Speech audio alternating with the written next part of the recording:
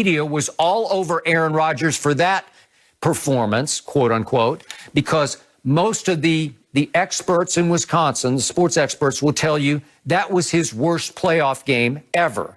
He threw for a grand total of 178 yards in that game with 2 interceptions. A lot happened in that game. Obviously, there was an onside kick that was a disaster. Seattle ran a fake field goal and got a touchdown out of that.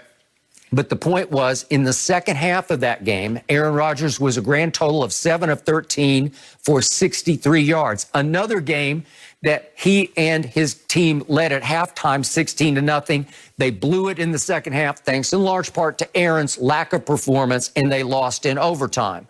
And then, do I even need to bring up the fact that last year at San Francisco, you can say they were overmatched by San Francisco's running game, but Aaron was terrible in that game because he threw 2 interceptions and lost a fumble, and they lost 37-20. Well, I mean, you see what happened. He start to press. It's just like with Tom Brady against the game when he played against New Orleans on that Sunday night. Okay. He started to press. You see him against Kansas City early in the game. He's starting to press when they get behind, and that's what quarterbacks do. You mentioned the key. The key for both teams is to protect the quarterback. I believe Brady needs a lot more protection than Aaron Rodgers because Aaron Rodgers' legs can get him out of harm's way. He can throw the ball on the move a lot better. I believe he's more capable of getting out of harm's way. Yep. But they need Fort Knox. They need the type of security that they had Wednesday for the inauguration for Tom Brady. All right. Now, I'm going to remind everybody that I sat and watched. We all sat and watched Aaron Rodgers lose huge home playoff games to Eli and Colin Kaepernick. Remember those? Yeah. If we go back to that 15-1 Packer team against Eli's upstart Giants, 2011. Remember that? Yes.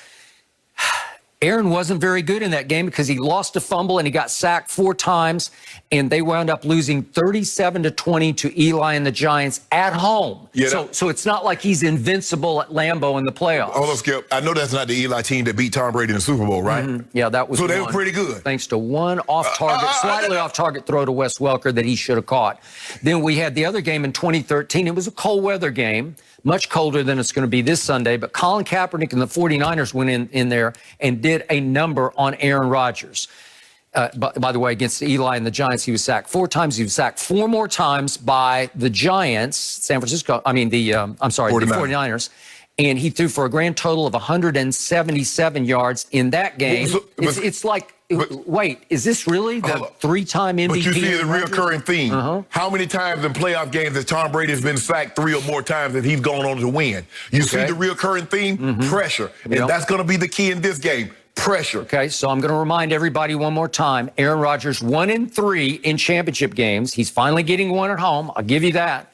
Tom Brady is 9-4 in championship games, and he has been as goatish as ever in championship games as he has been in Super Bowls, because I'm going to remind everybody that most of them have been at home. Yeah. Do you remember the Saxonville game? He's down 20-10 in the fourth quarter. He throws for 138 with 12 stitches in the palm of his throwing hand. Yeah. Brings him all the way back to win. Do you remember what happened at my homeboy? Remember that? Yeah.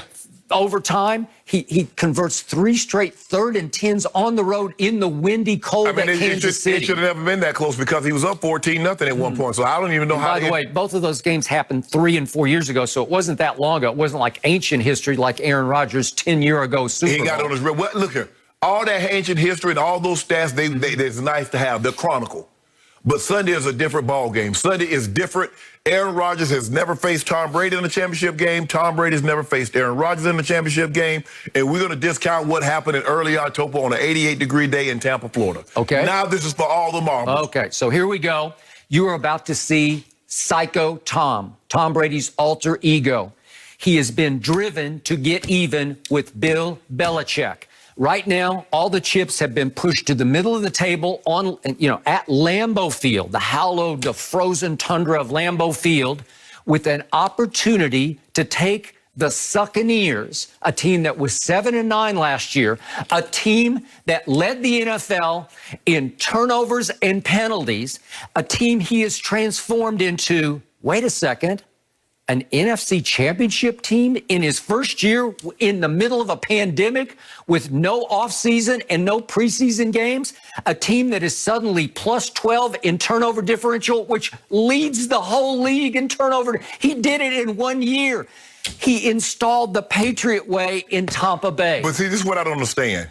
When things that go well, you say Tom Brady did that with no offseason, no OTAs, no minicamp. But when things go bad, the first thing that you say, well, he didn't get an opportunity to throw to him. They didn't play, they didn't have minicamp. They didn't think straight. Because see what you do? When things go well, Tom Brady is great. He's historically great, which he is. But when things go bad, you bring up, well, he didn't have enough time. He's just getting to know these guys. So which is it? So what went wrong? He's in the NFC Championship game. Help me out. What can you pick apart? Skip, they lost 3 straight games, and you was out here whining and complaining. I think they're now in the NFC Championship game, so he rose above all that. They had a December. It took time. He brought them to a boil right on schedule, just in time to go up to the frozen tundra. That defense I have not trusted all year until I look back and say, the defense rose and shone in 2 games on October 18th against Aaron Rodgers and then against Drew Brees and company down in New Orleans last Sunday. So now they're going to come into this game hot and with confidence that they're just fine against Aaron Rodgers. They're not intimidated at all. So you think the Packers are going to be intimidated? No, I don't. I think Aaron Rodgers is intimidated by Ndamukong Suh. Okay, we're going to find out. I do.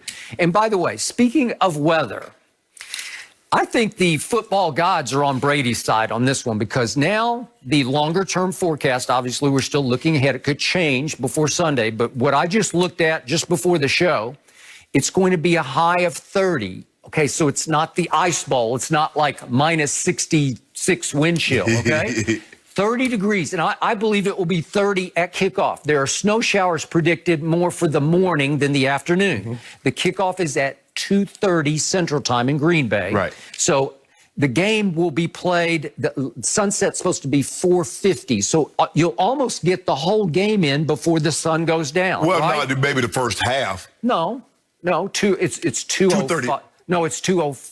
2:05 right. Kickoff. Okay, so 2:05. Okay. So you'll get close to, the sun's going to be gone right around 5. So probably the night will fall just as Aaron Rodgers falls completely. That's what's going to happen. And again, the wind is light. It's supposed to be 7-mile-an-hour winds. So it's not one of those windy, wind chill games in which you can't even function. I'm just trying to figure out how you go from just talking about football to now you Willard Scott. Now you talking about the weather and all that. I think I got you on the run here. I got you on your heels. No, Skip. I'm making point after point that you have no answer to. Skip. You're up against the GOAT in what's not very, it's actually unseasonably warm this Sunday in Green Bay. I have Aaron Rodgers. This is what he asked for. Now it's on him to deliver. Throw the weather out. It can be 75 degrees, even if it's 75. Aaron Rodgers has a home playoff game. He's healthy. His team That's is what healthy. he says. I've never heard a more confident quarterback. All that other stuff. He is serenely smug about his chances. It felt like this week that he's already in the Super Bowl. And trust me, Tom Brady took note. But no, well, see, here's the thing. If you hear him, he stutters, he's scared. If he has confidence, he likes where he is, he likes the position, he likes the way his team's looking, he likes the way his team is playing. Now he's smug, now he's already in the Super Bowl. So he wasn't going to be able to win with you, and he understood that. He just knows he needs to come out here and play a great football game. I expect that. Whichever team can protect their quarterback the best, that's the team that's gonna win the game. Obviously, Skip, turnovers gonna play a huge role. So, but we don't expect either team to particularly turn the football over because Brady has done a great job over the last 4 or 5 weeks of protecting the football, and Aaron Rodgers has done a great job of protecting the football basically all year long. That's what he does until NFC championship games, until big playoff games, until the money gets pushed to the middle of the table. Well, the money's in the middle of the table now. It is. So, we're going to push another case. You want to go 7 cases? We got it. We good. Okay. We good. We got 6 cases. CIX cases. I'll push another case to the middle of the table. 7. How about 7 points for 7 cases? And I'm gonna get I'm gonna get some more out of because I know you're gonna take Buffalo against my homeboy. How do you know? Because I know you. Because you want Brady's path to be as easy as possibly can. Because you know he can't do nothing with my homeboy. But guess what? I don't care. I would much rather prefer Brady versus Mahomes. No, you wouldn't. Yeah. No, you wouldn't. You just said that. He's taken care of him before. But you know what? He beat him in his own building to get to the Super Bowl. I got bad news for you. You won't even get a chance to see that matchup. You won't even get a chance to see if he could defend his honor and pay my homeboy back because you're not going.